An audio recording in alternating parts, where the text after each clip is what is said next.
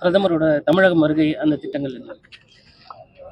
ஒரு ஏற்கனவே 28ஆம் தேதி பிரதமர் மதுரைக்கு வந்து தேசிய ஜனநாயக கூட்டணியில் பொதுக்கூட்டத்தில் கலந்து கொள்வதாக இருந்தது. ஒரு நாள் தள்ளி போய் 1ஆம் தேதி வருகிற 1ஆம் தேதி மறுதினமே அவர்கள் அந்த பொதுக்கூட்டத்தில் கலந்து கொள்ள இருக்கிறார்கள்.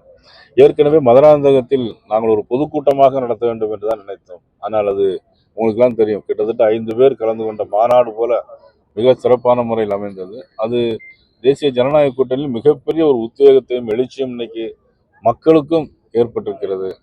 மக்கள் மனதில் ஒரு மாற்றம் வந்திருக்கிறது. அது மனமாற்றம், அது ஆட்சி மாற்றமாக முடியும் என்று தெரிவித்துக் கொள்கிறேன். இந்த கூட்டத்தில் என்டிஏ கூட்டணி இறுதி வடிவம் இருக்கு சார். இன்னும் புதிய கட்சிகள் வர வாய்ப்பு இன்னும் வருவதற்கான வாய்ப்புகள் இருக்கிறது.